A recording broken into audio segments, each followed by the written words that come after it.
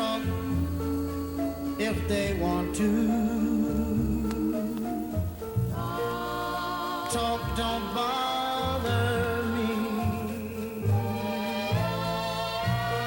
I want the whole wide world. And welcome to Let Them Talk. I'm Paul DeRienzo, and Joni Musi, my co-host here on Let Them Talk, is not with us today.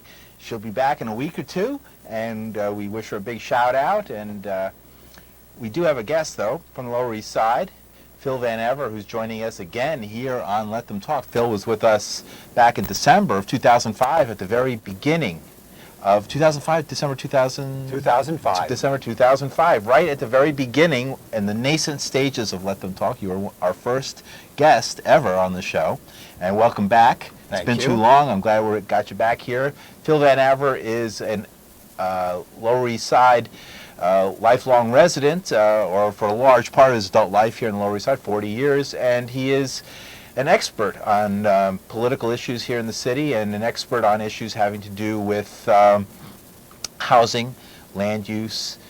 He knows a lot about how the city council operates, and has a lot of interesting things to say about our fair city and our neighborhoods here in Manhattan, and particularly the Lower East Side. Behind us, of course, is a picture of Tompkins Square Park, an aerial photo of Tompkins Square Park, and that is the general area we'll begin our conversation, but we're going to have a far-ranging conversation. We're going to talk about New York City, its political future, so to speak, as we sit here and wonder about whether our senator or our mayor or some other former mayor will become president of this United States. I think New York hasn't been in this situation for a long time. Phil, has it? Well, no, it hasn't. And, you know, I wanted to say that Paul and I have been doing this really for almost 20 years. I mean, I was on his program on BAI, and every now and then we get together to talk to the broadcast audience about issues in the Lower East Side. And the last time I was here, we talked about an issue which I very quickly would like to update you, because it does relate to what Paul was just saying about Mayor Bloomberg. And when I was here in December 2005, we discussed an issue involving the then councilperson who now works for Mayor Bloomberg. Right. Her name is Margarita Lopez. Right. And at the time, she was being investigated by the Election Finance Board for misappropriating $45,000 from her 2001 campaign. She was eventually was fined $170,000. But regardless of this, Mayor Bloomberg hired her for a very high-paying job with the Housing Authority. If my memory is correct, it's $160,000. In other words, he didn't find any problem. Our mayor and our potential presidential hopeful didn't find any problem with this. Margarita Lopez, whom I'd known for many years and worked for, volunteered for, was the only person in the whole city of New York in 2001 who received funds from matching funds from the city of New York, who did not repay them. There was $1.5 million repaid by all the other people. Margarita Lopez was the only person who distributed the money. I have to admit, I got $300. But for purposes of full disclosure. Right. So that was, interesting. Let's because the Lower East Side, often what happens, the political winds blow first in Manhattan and in New York City on the Lower East Side. Often you see played out dramas here that seem small, but often set the stage for larger dramas throughout the city. And I remember the fighting over Tompkins Square Park, over whether or not there would be curfews in parks, over the role of the homeless, where the homeless would live. It became even a touchstone, really, events here for the entire country, and how things would be dealt with in the country in other cities, and we've seen throughout the 90s and the early 2000s. I agree with that, Paul. Yes. And I would just like to point out that there were many issues involving the Tompkins Square Park riot. We're talking now about the one in August of 1988. But where you see how people used these issues, they weren't attempting to find solutions to problems of homelessness, problems of affordable housing, problems of illegal activity in public places, in the park, drug dealing, things of that sort. They weren't interested in, many of us, myself included, were working to try to find a solution to these problems, to address them, and to deal with them. But these people were very eager, the people who later supported Mayor Giuliani, were very eager to seize upon these problems and exploit them. And I think this has, as you said, Paul, this was a foretaste of a national trend. Right. Now let's, and it might even still be because Mayor Giuliani, behold, is running for president and is a front runner in the Republican Party for the Republican nomination. Yes. Interesting enough. Now, by the way, we'll take your calls at 757-1538, area code 212. If you have any questions to Phil or myself about these issues that we're going to be raising here today.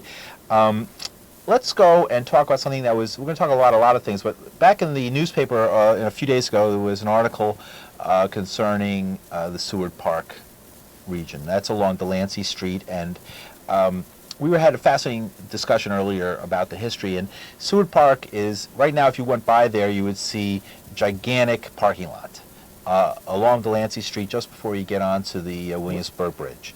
If you ever wondered why there's in this area of housing shortages, there's this area of land that's just sitting there basically fallow, there's a history, a 40-plus year history to this. And Phil, why don't you give us a little bit of the background of why Seward Park has become such a touchstone at this time?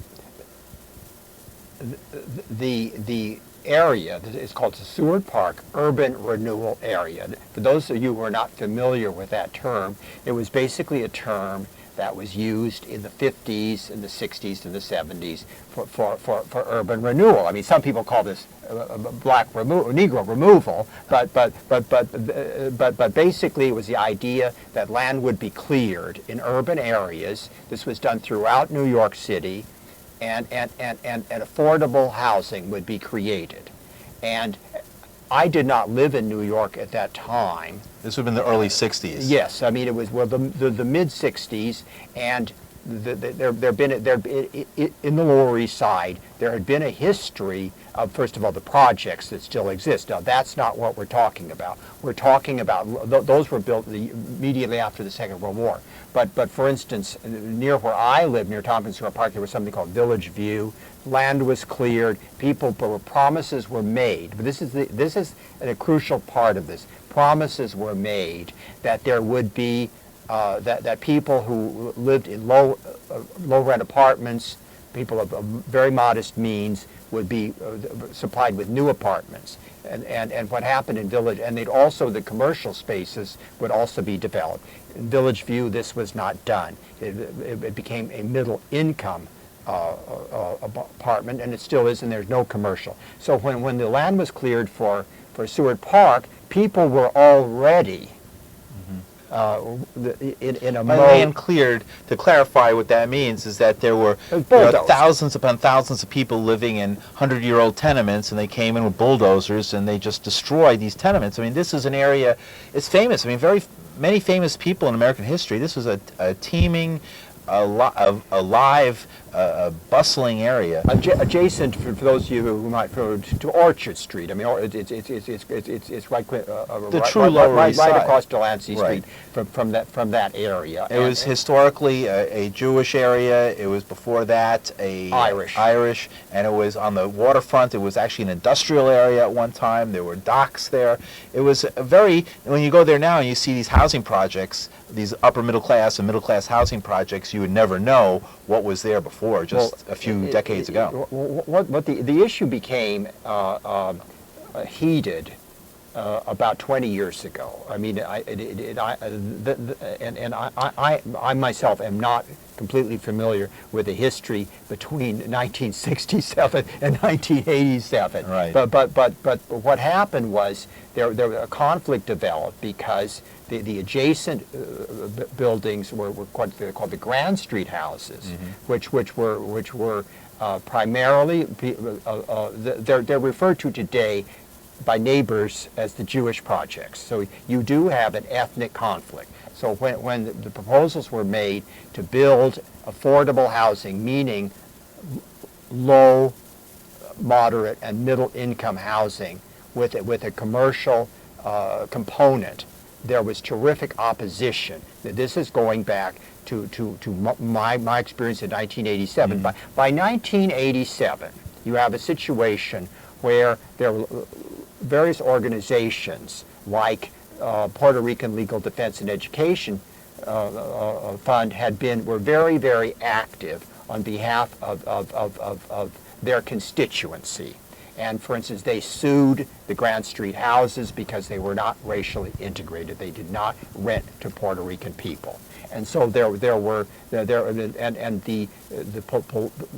time, this area was in the Councilmatic District, and Miriam Friedlander, whom I still alive, whom I spoke to about this issue on Sunday. 93. And she asked me about what was happening with Seward Park on Sunday. So she's still quite with it. So it's still Following an issue Yeah. with those of us who've been around a long time. And it's very interesting to point out, and I mentioned this to Paul earlier today, that in the 1980s and early 1990s, the Catholic Archdiocese was very involved in this issue. And because you had the parishes of St. Mary's and the parish of St. Teresa and other parishes, which I can't remember. I have to leave somebody out here. But for instance, the Catholic newspaper was the one that covered. We never got our demonstrations covered in the New York Times, but the Catholic newspapers always covered them because this was the beginning of the serious housing crisis, the 1980s, and there Mayor Koch proposed the developer Lefwak was one of the people who was brought in, but we wanted to have the mix that was originally proposed for this area. This is an urban renewal area. It has to have that component of affordable housing and a predominant number of affordable housing. Now, Which is a code word for people of color, basically. well, yes. I mean, but of course the Catholic Church, or the parishes down there tend to be more racially integrated. I'm not familiar with their makeup, but I throw that in there because it wasn't simply organizations that are considered to be progressive or considered to be radical that were involved with This is an old-fashioned ethnic fight, the New York yes, ethnic fight. and the Catholic Church was one of our allies. The Archdiocese was one of our allies. I remember the last big demonstration I went to would have been about 1992. And it was covered, as I said before, I want to bring things more or less up to date. Mm-hmm. In 2003, the Bloomberg administration made a proposal for Seward Park, and this was it was a mixed income proposal project, much like the ones that we had favored, and much like the ones which it wasn't terribly different from the Lefrak one, as I recall. So this is an acceptable proposal, acceptable compromise. It was being. I spoke to the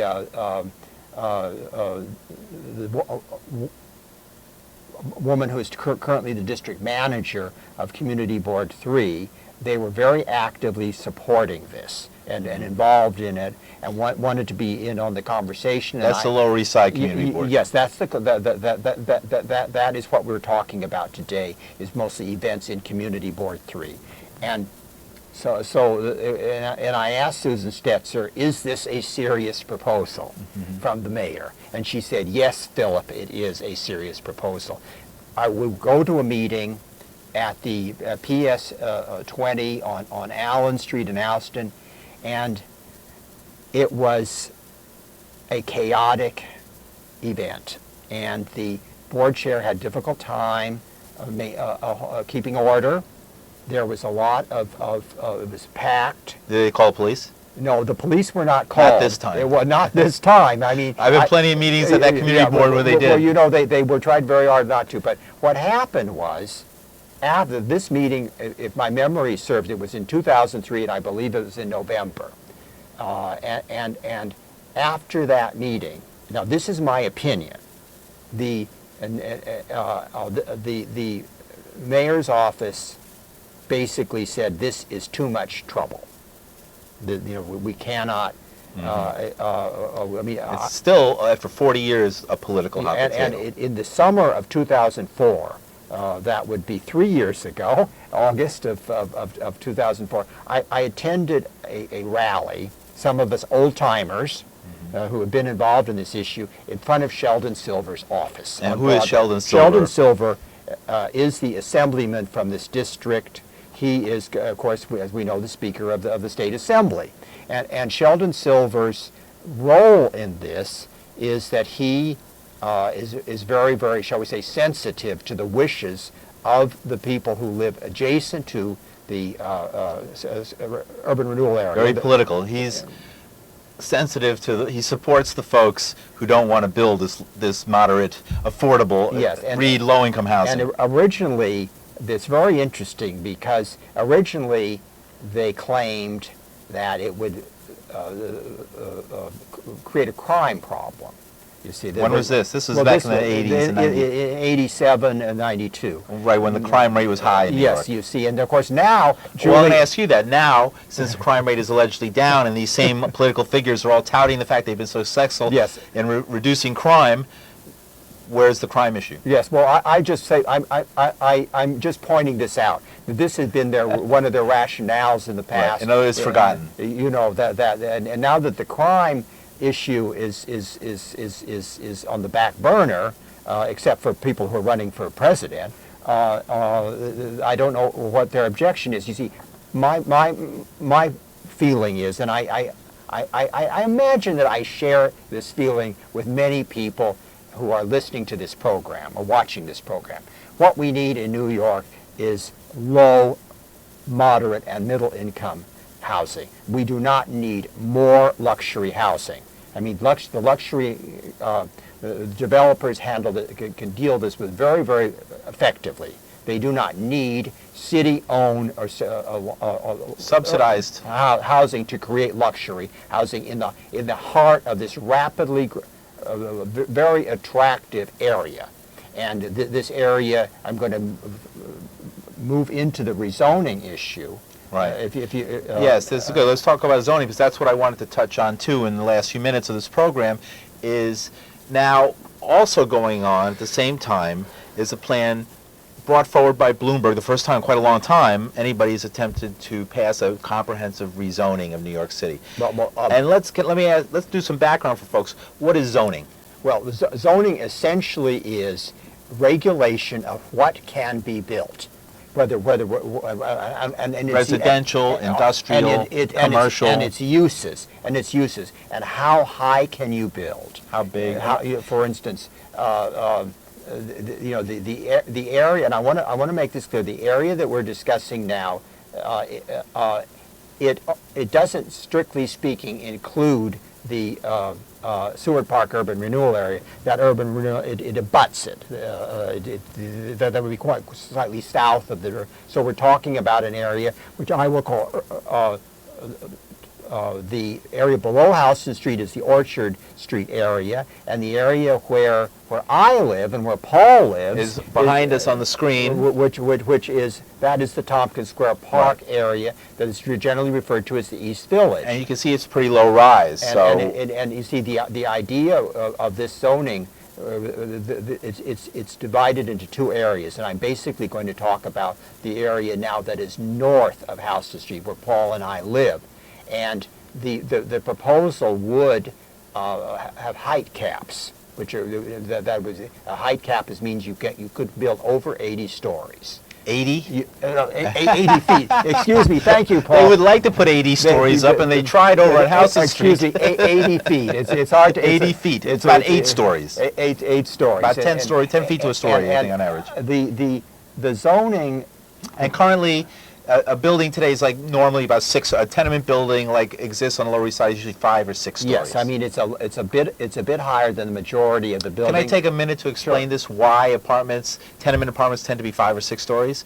Because New York City gets its water from upstate reservoirs. It comes down without pumps by natural water pressure, because the reservoirs are in the Adirondacks and Catskill Mountains. When it gets down to sea level, where we are now, it has enough water pressure behind it to go without a pump up 5 or 6 stories. Well, I didn't know that.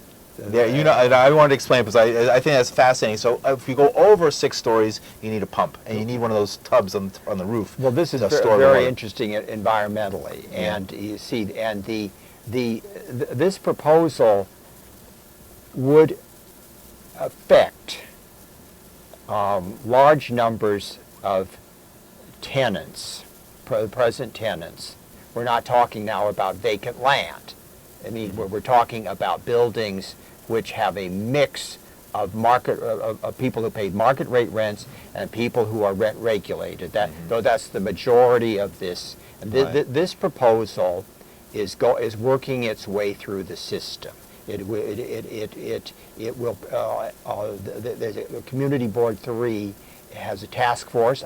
I'm not a member of the task force because they only chose people who would be 100% for the proposal, and who did not have any questions. You know, and those who had questions and who thought maybe the present zoning was better for the residents, Right. not the landlords or the real estate industry. Right. The people who felt that were no longer on the task force. You don't last long the on that task task force force. is made up of people who are friendly to the proposals of city planning. Now, I want to emphasize that and for those of you who don't follow these things closely, the community boards are set up throughout all 5 boroughs. There are 50 members. They're appointed by the borough president. They're not appointed by the mayor, and they're not elected, but they're appointed, and they do play major roles in these issues. And and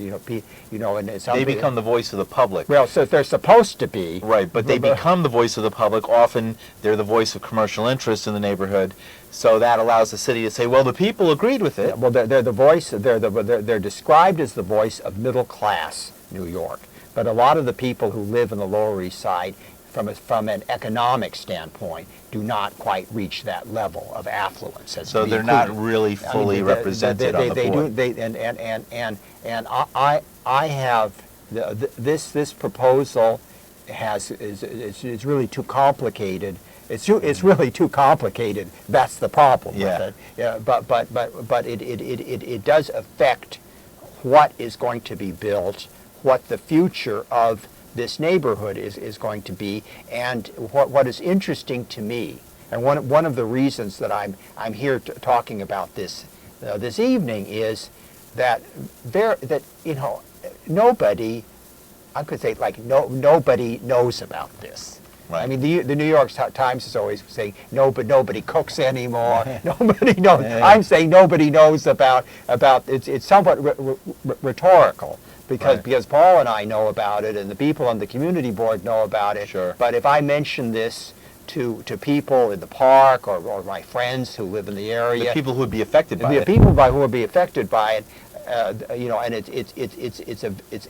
it's very complicated, as many of these things are, and it's very unpredictable because so much of it depends on the economy, how it's going to work itself out, and how different people interpret the same thing. Yeah, well, these regulations are very open to interpretation. What, from your perspective, just speculate, what do you think the Lower East Side, if as they are as they're being discussed now, these zoning changes take place and are fully implemented, what's the neighborhood going to look like in 30 years? Well, I think that the majority of smaller buildings, especially those on the avenues, will be demolished.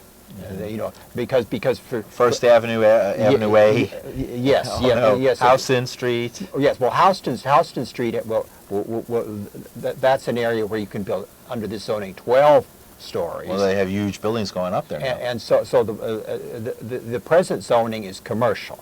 South of Houston is commercial. But this zoning, well, I did want to kind of limit this to some degree in the East Village area. And you Okay. asked me, I feel that there will be a terrific loss of small buildings where that are vulnerable. We have many four-story buildings. Under present zoning, whereas it's very difficult to build a six-story building. But this will allow to build on the avenues an 8-story building on a 25-foot frontage.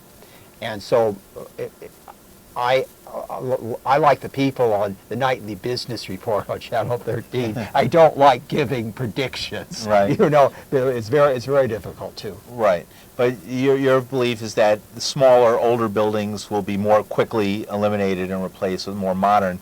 And the problem I have with that is it's just from, you know, when you live in a neighborhood and you love the neighborhood and you like to see the best for it, and I see the type of, you know, ridiculous construction and ridiculous architecture that's going up. It's ugly. It's designed for people inside looking out and not for people on the outside looking in. They're changing the nature of the neighborhood. And if you see certain areas like at the corner of Bowery and Bleecker and Houston in that area where they've already built housing there, it's turning into like the ugliest glass boxes, and then people pay a huge amount of money and they move into them, and then they realize that New York City doesn't have any noise regulations, and so they're like sleeping out on the street. You know, it's so noisy as the streets, and you know they're paying so much money for that. The area that you cite has a different zoning, right? And it's okay. I what I want to discuss the possibility, knowing the type of buildings well, you that are see, going in. What we're having actually is that, like for instance, on my block. Of East 6th Street, there are two buildings that are being built now, and you know, I don't want to get into the aesthetics of this issue. It bothers me a little bit. You know, I'm a person who's involved in landmark preservation, and I don't particularly want to talk about that tonight. But I think that this zoning will eliminate supposedly high-rise buildings. So it could be good in that way. It would be good in that building. It has height caps that are reasonable, but at the same time, I think it's going to result in the demolition of numerous buildings, and I think the displacement of numerous tenants. Thank you very much for joining us here on Let Them Talk, and we'll have you back again before as long as the last time. Not as long. We won't wait as long. I always enjoy our conversations.